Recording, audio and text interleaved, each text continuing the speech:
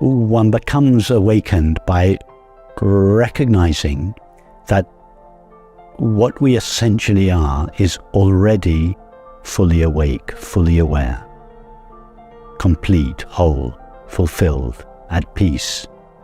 It's like asking how does the sun become illuminated? Its nature is light. It is already fully illuminated. The nature of our essential being is already peace and happiness. It's not clear to us all because our essential being is so thoroughly mixed with the content of experience that its innate peace and happiness is dimmed by experience. And for that reason, we think that our essential being needs to be enlightened. No, our essential being doesn't need to be enlightened any more than the sun needs to be lit up in the early morning. The sun's always shining with the same brightness. Our essential being is always shining with the same peace and joy. But that peace and joy are dimmed by the agitation and lack that characterizes our thoughts and feelings. There's no person that awakens. So the I that awakened, I awakened from this Dan structure at a meditation center. It was a Zen center. We were doing a Zen sesshin, which is a long period of intensive practice. So Zen is amazing for creating this container where there are these conditions of no escape. So the Dan character that had learned meditation, the Dan character had been doing all this meditation, this doer of meditation realized that it couldn't awaken. It's like all the meditation tricks, all the practices that had been learned were of no use. It got to the point where that character who was trying to awaken failed to awaken and had to fail. The character that I'd been living, the character that I'd been playing all my life had to let go or die. And what was left when that character, when there was no doer, when there was no meditator meditating or doing something called meditation, what was left was my true nature, or me, just me. When we awaken from this small, separate sense of self, it's not that we're killing the ego or we're fighting it. It's actually we're allowing it to semi-retire from its job of ego identity and then relax to be part of our team, part of our consciousness. And this gives us a sense of freedom immediately, that we're not looking at the world through a small lens, that we're open-hearted and open-minded in a way that's expansive and yet at the same time more intimately connected. Enlightenment is not about becoming awakened. Nobody becomes awakened or enlightened. It's a recognition of the light of pure knowing, whose nature is peace and happiness, that we always and already are. My name is Lisa Natoli, and I'm known as a spiritual teacher. I teach about healing and awakening and transformation. Awakening is the recognition of your true nature, and it's the realization of what you really are, which is consciousness. And consciousness is just one word for many words that people use for awareness, life, love, God, light. It's like waking up to the recognition that I'm not this body, that I am that which never dies and that which is never born.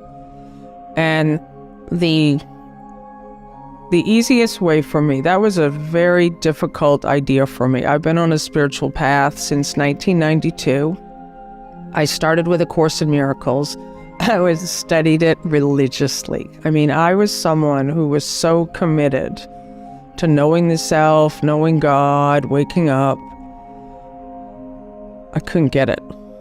because I was under the belief that awakening was something mystical, that something would happen, that something would occur, and it would be like Jesus or Buddha or all of these enlightened masters. And it wasn't happening for me. I couldn't understand, like, why am I so committed? And I'm having deep moments of peace and happiness and joy, and still struggling. I started to realize the simplicity of our true nature, which is awareness. So, for someone who's listening to me right now, the awareness that's hearing this voice, that's what we are. And it doesn't have a location, it doesn't have a gender, it doesn't have a color, it doesn't have a body, and it's totally unlimited. So awakening is where we wake up to our true nature. We wake up to the realization that I am the awareness of this experience right now as I'm here. And it's so ordinary we miss it. we think it can't be that simple. The recognition of our true nature, it doesn't lead to happiness. It is happiness. That the nature of being is happiness itself. So the recognition of our true nature is the experience of happiness.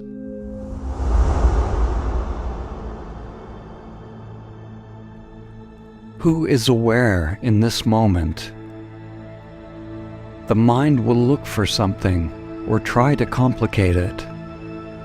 You already are that which the mind is looking for.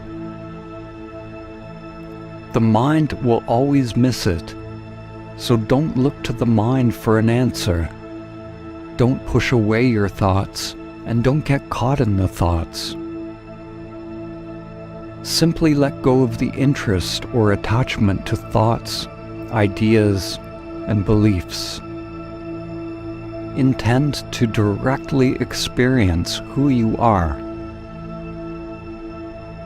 Don't try to negate the mind or to achieve some state. All doing, all manipulation, all movement is more controlling by the mind. Allow the mind to be as it is.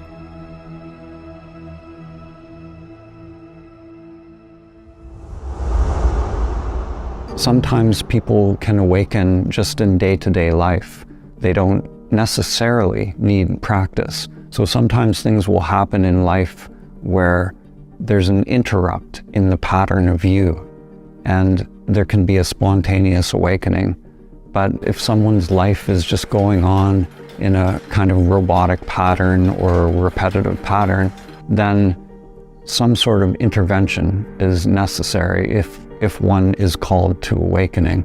And that interrupt in the pattern of view is sometimes called sadhana or spiritual practice.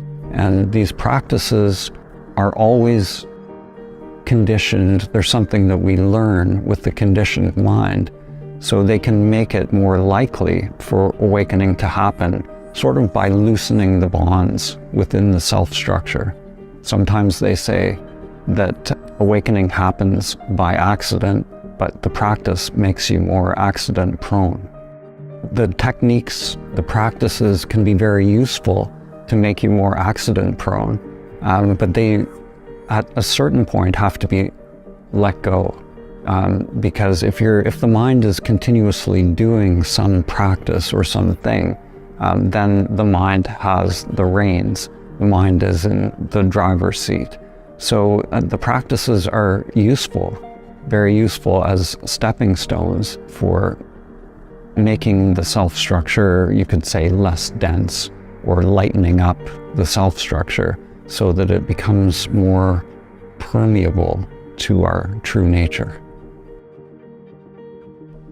The paradox with practice is that when you finally awaken, you realize that all of the practices were being done by the false self, the character in the VR game, and that you, the true self, was never bound.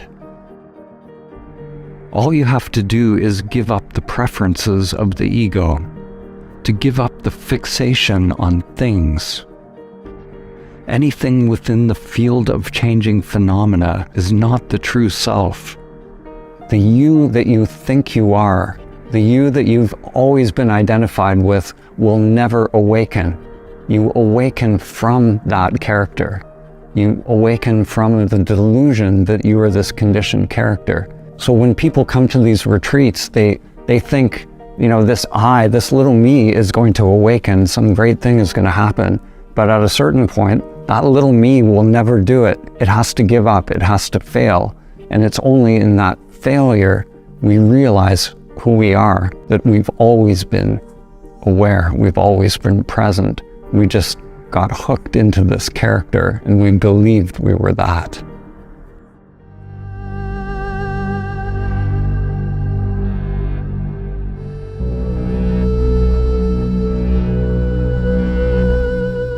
I started my spiritual search in the classical Advaita Vedanta tradition, which was a devotional path that involved mantra meditation, which I practiced very diligently for 20 years.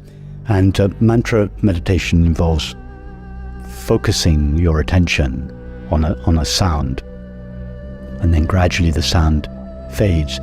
However, it was really when I came in touch with the direct path that my spiritual search really reached its culmination. Because in this direct approach, we don't give our attention to any object, however subtle, for instance, a mantra, a sound, the breath. We allow our attention to sink inwards or backwards into its source. Let's use an analogy. Imagine that you are watching your life on a television screen. You are identified with the character on the screen. Day after day, year after year, you are involved with the story of the character. When suddenly, you wake up out of the story to notice the screen on which the character appears, and you realize you are not the character you have been watching. Objects can come and go on the screen. Characters come and go, but the screen remains unchanged. The character can get wet, but the screen does not get wet. The character can be disturbed, but the screen is not disturbed. Without the screen, the characters would not exist. Yet the screen goes unnoticed. The characters go about their scripted lives. Awareness is like the screen. It is like the space in which all thoughts, emotions, all states of consciousness come and go. Thoughts, sensations, and the entire outside world appear on the screen, constantly changing, but the screen does not change. It's the mind that changes states through the human experience, but there's something, that which you are, that remains, something that is ever present, that is aware of those changing states, and that is consciousness, or our true nature. As long as there is attachment to a character on the screen, a sense that I am that character, then there will be suffering, Maya, the illusion of the self. Nothing you can do as the dream character will help to free you. Whether you follow the script in the drama of your life or rebel against the script, if you act from the point of view of the character, then you're caught in the illusion. To awaken, stop identifying with what appears on the screen. Recognize that it is all impermanent. Stop reacting to thoughts and treating the program as real. If I withdraw attention from the screen, turning awareness towards itself, an unfathomable thing happens. Awareness itself wakes up. This is not a happening. Happening is what happens on the screen. Awakening is just recognizing the screen that was always already there. Do not believe your next thought. Instead, turn awareness towards awareness itself.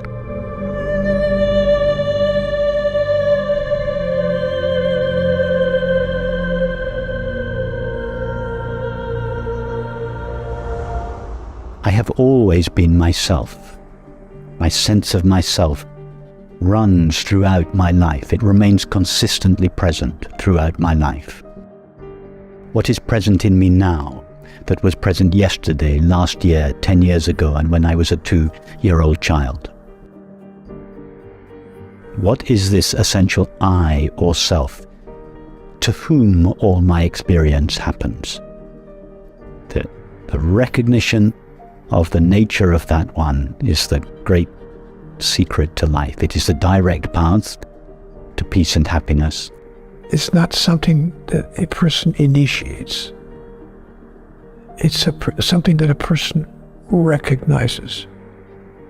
To recognize, that is to know again what we've known from the beginning, but have simply forgotten or denied or failed to believe. So we cannot initiate closeness to God. We can simply recognize, to recognize that it's always been there and will always be there. It was only this direct pointing to awakening, this opening to what's already here, that allowed me to find a new way of being, a new stage of development. Many people think it's a very impossible or out of reach goal to know the self. And my own sort of purpose as a teacher, just because of my own awakening, has really been wanting to make it very practical, very down to earth. I love to teach people. It's available to everyone. If we believe and feel that we are a temporary, finite, separate self, we are, whether we know it or not, searching for peace and happiness. In other words, it's not possible to be a separate self or to feel oneself as a separate self and not be in search of happiness. So what is required in this case is to reorientate one's search for happiness. Instead of seeking for happiness in the objective content of experience, to seek happiness in oneself.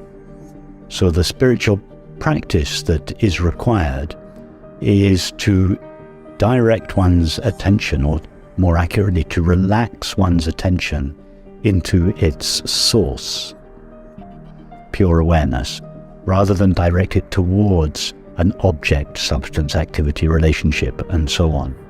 So the spiritual practice, if we can call it a practice, would be this relaxing of the attention, this subsidence of the attention into the heart of awareness, resting in being as being.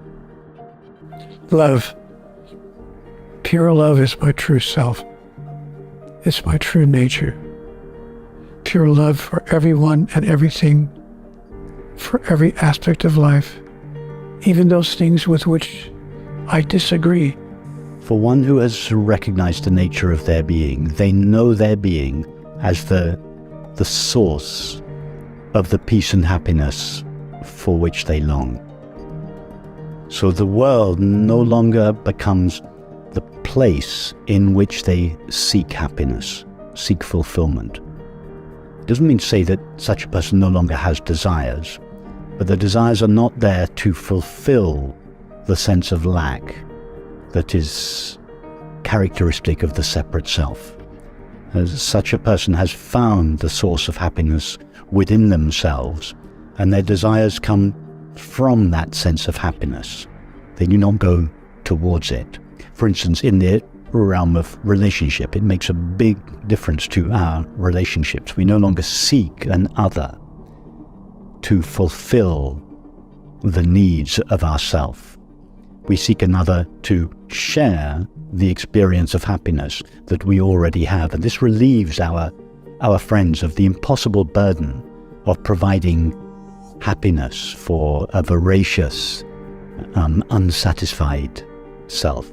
Nothing occurs in my life that has not brought me benefit or will not bring me benefit, in the sense that every moment, every activity, every outcome moves me forward in the process of the evolution of my soul. And that's why I came here to the physical realm, to evolve.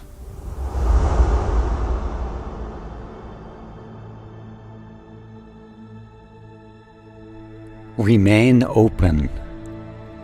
Feel your inner aliveness, letting energy circulate freely. Don't try to make anything happen. Who is aware of that energy, that inner aliveness?